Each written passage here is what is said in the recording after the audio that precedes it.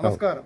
ചിറയൻകീഴ് ആനത്തലവട്ടത്ത് ഒരു ഓട്ടോറിക്ഷ ഡ്രൈവറുടെ വീട്ടിൽ കയറി രാഷ്ട്രീയ വൈരാഗ്യം മൂലം അദ്ദേഹത്തിൻ്റെ ഓട്ടോറിക്ഷയും അദ്ദേഹത്തിൻ്റെ മകൻ ഓടിച്ചുകൊണ്ടിരിക്കുന്ന ടൂ വീലറും മകൾ ഓടിക്കുന്ന ടൂ വീലറും ഒക്കെ തീയിട്ട് നശിപ്പിക്കുകയുണ്ടായി. അതിന് പ്രത്യേക കാരണം എന്ന് പറയുന്നത് അദ്ദേഹം BJP പ്രവർത്തകനാണ്. അദ്ദേഹത്തിൻ്റെ ശേഷകാരി കൊണ്ടശാല വാർഡിൽ മത്സരിക്കുന്നുണ്ട്.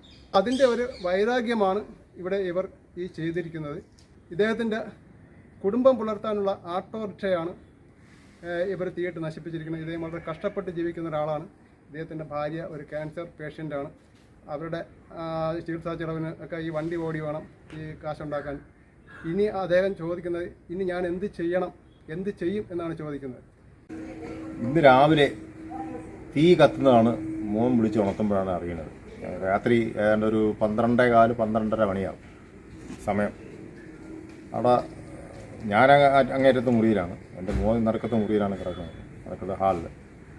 അപ്പോൾ തീ കത്തുന്നു, വണ്ടിക്കകത്ത് തീ ഇട്ടെന്ന് പറഞ്ഞു. അപ്പോൾ നോക്കിയപ്പോൾ ഇതിനകത്ത് തീ കാണുന്ന വിളാവുന്നതാണ് ഞാൻ കാണുന്നത്. അങ്ങനെ പെട്ടെന്ന് തുറന്നിറങ്ങി ഒരു രക്ഷയില്ല, എല്ലാവരെയും വിളിക്കുകയൊക്കെ ചെയ്തു. വിളിച്ച് തുറന്ന് എല്ലാവരും കൂടെ അയൽവക്കക്കാരൊക്കെ വന്ന് വെള്ളം കോരി ഒഴിച്ച് അണച്ചു. ഇത് കത്തിക്കാനുള്ള കാരണം, ഇപ്പോൾ എൻ്റെ മൂന്നാമത്തെ സഹോദരിയുടെ മോള് BJPയുടെ സ്ഥാനാർത്ഥിയായിട്ട് മത്സരിക്കുന്നുണ്ട് പണ്ടകശാല വാർഡിൽ, 17-ാം വാർഡിൽ. അപ്പോൾ അവിടെ മത്സരിക്കുന്നതിൻ്റെ ഒരു കെറിവ് ഉണ്ട്. അവളെ വീട്ടിൽ ഇതേ കണക്ക് കഴിഞ്ഞ മാസം 19-ാം തീയതി അവളെ വീട്ടിൽ ചെന്ന് തീയിട്ടു. അവളെ വീട്ടിൻ്റെ കതവ് കുറച്ച് ഭാഗം കത്തി, ആ ചവിട്ടുമേത്ത മൊത്തം കത്തിച്ച് ജനലിൽ കൂടെ അകത്ത്, അത് അടുക്കള ഭാഗമായിരുന്നു.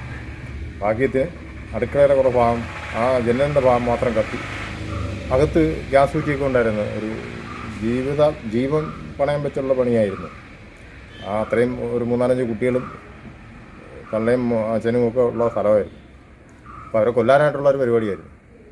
അതിനെ സംബന്ധിച്ച് അതും ഇതും ഒരേ സാമ്യം ഉള്ള കണക്കാണ് എനിക്ക് തോന്നുന്നത്. ഒരു ഈ ദൃശ്യമാധ്യമങ്ങളുടെ ഇത് നോക്കിയപ്പോഴത്തേക്ക്, അയൽവക്കക്കാരുടെ CCTV ഒക്കെ നോക്കിയപ്പോഴത്തേക്ക് 2 പേര് വന്നതായിട്ടാണ് കാണുന്നത്. അതിനകത്ത് അവർ ക്യാനിൽ സാധനം കൊണ്ടാണ് വന്നതെന്ന് നമ്മുടെ ഈ CCTVയുടെ മെക്കാനിക്കൽമാർ ടച്ച് ചെയ്യുന്നവർ അവർ പറഞ്ഞതാണ്. ഇങ്ങനെ 2 പേര് ഉണ്ട്. അപ്പോൾ അത് കാണുന്നുണ്ട്, അപ്പുറത്ത് അയൽവക്കത്തെ വീട്ടിലും കാണുന്നുണ്ട്.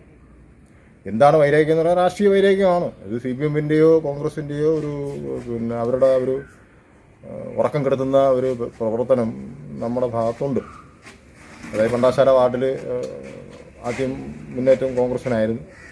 കോൺഗ്രസ് വന്നപ്പോഴത്തേക്ക് അത് കഴിഞ്ഞ ശേഷം പിന്നെ BJP ആയി. BJP CPM ആണ് ഇപ്പോൾ ആ ഒരു ഘട്ടത്തിലേക്ക് നിൽക്കുന്നത്. അപ്പോൾ ഒരു സൈറ്റ് മത്സരമാണ് അവിടെ ശരിക്കും പറയാം. ത്രികോണ മത്സരം നടക്കുന്നുണ്ട്. BJP ആയാലും എനിക്ക് തോന്നുന്നത് 2 കൂട്ടർക്കും ഒരു വൈരാഗ്യ ബുദ്ധി ഉണ്ടാവാൻ സാധ്യതയുണ്ട്. പല സ്ഥലങ്ങളിലും നമുക്ക് ബൂത്ത് പോലും തരുന്നില്ല, ബൂത്ത് വയ്ക്കാൻ പോലും തരുന്നില്ല. അങ്ങനെ CPMൻ്റെ ഒരു ഭാഗം എല്ലാ വർഷവും അവർ കുത്തകയായിട്ട് വെച്ചിരിക്കുന്ന അവിടെ കൊണ്ട് ഞാൻ ഒരു ഫ്ലക്സ് വെച്ച് മിനിങ്ങാന്ന്.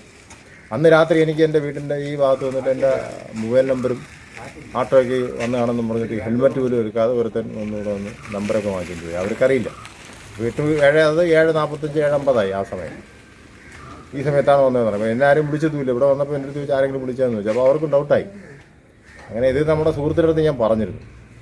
അതിൻ്റെ പിറ്റെന്നാണ് ഇന്നലെ രാവിലെയാണ് ഈ സംഭവങ്ങളൊക്കെ നടക്കുന്നത്. ഇതിൻ്റെ പിന്നിൽ രാഷ്ട്രീയ വൈരാഗ്യമാണ്, അല്ലാതെ വേറെന്ത്. ഞാനിവിടെ വന്നിട്ട് 10-15 കൊല്ലമായി ഇവിടെ താമസമാക്കി. ഇതിനെക്കാട്ടിയും സംഘടനാ പ്രവർത്തനം നടക്കുന്ന കാലഘട്ടത്തിൽ പോലും ഇത്തരം സംഭവങ്ങളുണ്ടായിരുന്നു. പക്ഷെ ഇപ്പോഴുണ്ടായി. അതുപോലെ തന്നെ ഒരു 10 ദിവസം മുമ്പ് എൻ്റെ ആട്ടോ വിളിച്ചുകൊണ്ട് പോയി പെരുമാറ എന്ന പറഞ്ഞ സ്ഥലത്ത് കൊട്ടാരത്തുരുത്തിൽ ഒരുത്തൻ ആട്ടോ വിളിച്ചുകൊണ്ട് പോയിട്ട് ഇവിടുന്ന് 180 രൂപ. ഞാൻ ചിറയൻകീഴ് റെയിൽവേ സ്റ്റേഷനിലാണ് വണ്ടി ഓടുന്നത്. അവിടെ നിന്ന് ആട്ടോയും വിളിച്ചുകൊണ്ട് പോയി. ചെറുപ്പക്കാരൻ ചെറുക്കനാണ്, ഒരു 10-25 വയസ്സ് വരും, കൊണ്ട് നല്ല വെളുത്ത ചെറുക്കനാണ്, ചെറിയ താടിയുണ്ട്. അവിടെ പിന്നെ മാടമ്പള കഴിഞ്ഞ് അതിൻ്റെ അപ്പുറത്തെ 2ാമത്തെ ഗല്ലിയുടെ ഇടത് ഭാഗത്തോട്ട് കയറി ഒരു തുരുത്താണ്. ആ തുരുത്തിൽ കൊണ്ടുപോയിട്ട് പൈസ ചോദിച്ചപ്പോഴത്തേക്ക് ഒരു ഇവിടെ എൻ്റെ ക്ലാസ്സൊക്കെ പോയായിരുന്നു. അപ്പോൾ അതിനോട് പെറ്റീഷൻ കൊടുത്തിട്ട് ആ പെറ്റീഷൻ പോലും ഇവിടുത്തെ ചിറയെങ്കിലും തുറന്നു നോക്കിയിട്ടില്ലെന്നാണ് എനിക്ക് തോന്നുന്നത്. ഇന്നിപ്പോൾ അതൊക്കെ ഞാൻ പറയേണ്ടി വന്നതാണ് എൻ്റെ മൊഴിയെടുത്ത്. അപ്പോൾ അതിനോടനുബന്ധിച്ചുള്ള ഒരു ഫോളോ അപ്പ് ആണോ എന്നൊരു സംശയം എനിക്കുണ്ട്. പിന്നെ ഇതെന്തായാലും ഇപ്പോൾ ചെയ്തത് രാഷ്ട്രീയ വൈരാഗ്യം മുതലെടുത്ത് തന്നെയാണ്. CPM-ൻ്റെ ഉറക്കം കെടുത്ത് CPM-ൻ്റെ സ്ഥാനാർത്ഥി പല വീടുകളിലും ചെന്ന് പറയുന്നത് ആ പെണ്ണിൻ്റെ ആവശ്യമൊന്നുമില്ലായിരുന്നു, ആ പെണ്ണ് ഇവിടെ എന്തിനു നിന്നു സിന്ധു എന്ന് പറഞ്ഞ പല വീടുകളിലും അവർ പറയുന്നത് ഇങ്ങനെയൊക്കെ വന്ന് സംസാരിച്ചെന്ന് പറഞ്ഞു. ഇത് CPM-ൻ്റെ ഒരു സ്വസ്ഥത കെടുത്തുന്നുണ്ട് നമ്മുടെ പ്രവർത്തനം. അത് രാഷ്ട്രീയ വൈരാഗ്യം മറ്റുള്ളവർക്ക് ആർക്കോ ഇതിന് ഇനി പ്രേരണ കൊടുത്തുകൊണ്ട് ചെയ്യിക്കാൻ, ഇപ്പോൾ പണം കൊടുത്താൽ ചെയ്യാൻ ആളിഷ്ടം പോലെ ഉണ്ടല്ലോ, അങ്ങനെ ചെയ്യിക്കുന്നതാണെന്നാണ് എൻ്റെ ഒരു നിഗമനം. ഇന്ന ആളിനെ സംശയം എന്ന് പറയാനില്ല, പാർട്ടി വൈരാഗ്യം തന്നെയാണ് ഇതിൻ്റെ പിന്നിൽ. പാർട്ടിക്കാർ മറ്റുള്ളവർക്ക് കൊട്ടേഷൻ കൊടുത്തോ അങ്ങനെ എന്തെങ്കിലുമൊക്കെ ചെയ്ത് കാണും എന്നാണ് എൻ്റെ വിശ്വാസം. എന്തായാലും എനിക്കൊരു 3-4 ലക്ഷം രൂപയുടെ നഷ്ടം സംഭവിച്ചിട്ടുണ്ട്. എൻ്റെ ആട്ടോ മൊത്തം കത്തി, 2 ബൈക്ക് കത്തി, ഒരു സ്കൂട്ടി, 2 മോള് സൈക്കിള് ചവിട്ടുന്ന സൈക്കിള് വരെ കത്തി. 2 ഒരെണ്ണം ഒന്ന് കേടായിരുന്നു, അതും കത്തി, ചവിട്ടിക്കൊണ്ടിരുന്നതും കത്തി. ഇത്രയും സംഭവങ്ങൾ എനിക്ക് നഷ്ടം സംഭവിച്ചിട്ടുണ്ട്. ഇതിന് പ്രതികളെ തിരിച്ച് പിടിക്കണം. പോലീസിൻ്റെ അനാസ്ഥത ശരിക്കുണ്ട്. ഇവിടെ പോലീസ് പെട്രോളിങ് ശരിക്കും നടക്കുന്നില്ല. ഇന്ന് തന്നെ അവിടെ ചെന്നപ്പോൾ പോലീസുകാർ പോലും ഇല്ല. സ്ഥലം സിയുടെ കൈ ഒടിഞ്ഞിരിക്കുന്നത്. അദ്ദേഹം രാത്രികാലങ്ങളിൽ ഇത്തരം ഡ്യൂട്ടിക്കൊക്കെ പോകണമെന്നുണ്ടെങ്കിൽ അയാളെ ശാരീരിക അവസ്ഥയും കൂടെ മേലിരിക്കുന്ന ഉദ്യോഗസ്ഥന്മാർ മനസ്സിലാക്കുന്നു. അപ്പോൾ അദ്ദേഹത്തിന് ലീവ് കൊടുക്കുകയോ അല്ലെങ്കിൽ അതിന് പകരം ഏതെങ്കിലും ഒരു സബ് ഇൻസ്പെക്ടറെ നിയോഗിക്കുകയോ ചെയ്യാതെ ഇവിടുത്തെ ലോ ആൻഡ് എങ്ങനെ കൈകാര്യം ചെയ്യുമെന്നാണ് എൻ്റെ ഒരു. കാരണം രാത്രിയിൽ വിളിച്ചപ്പോൾ അദ്ദേഹം വന്ന രാത്രി 3 മണിയായി, 2:30 മണി കഴിഞ്ഞിട്ടാണ് CA വരുന്നത് ഇവിടെ. അതുവരെ 2 പോലീസുകാരാണ് ഇവിടെ വന്നത്. പിന്നെ ഫയർഫോഴ്സും വന്നു. ഫയർഫോഴ്സ് വന്നപ്പോൾ ഇവിടെ എല്ലാം അണച്ചു കഴിഞ്ഞു. അപ്പോൾ എനിക്ക് എൻ്റെ ഉപജീവന മാർഗം മുട്ടി. ഇനിയും വേറെ നിവൃത്തിയൊന്നുമില്ല. എന്ത് ചെയ്യണം എന്നുള്ള ആലോചിച്ചുകൊണ്ട് നിൽക്കുകയാണ്. ഈ വണ്ടി കൊണ്ടായിരുന്നു കാര്യങ്ങളൊക്കെ നടന്നുകൊണ്ടിരുന്നത്. പിന്നെ വീട്ടിൽ എൻ്റെ വൈഫിന് പേഷ്യൻ്റാണ്, RCC പേഷ്യൻ്റാണ്. അപ്പോൾ കൊണ്ടുപോകാനൊക്കെ ഇനി വണ്ടിയില്ല.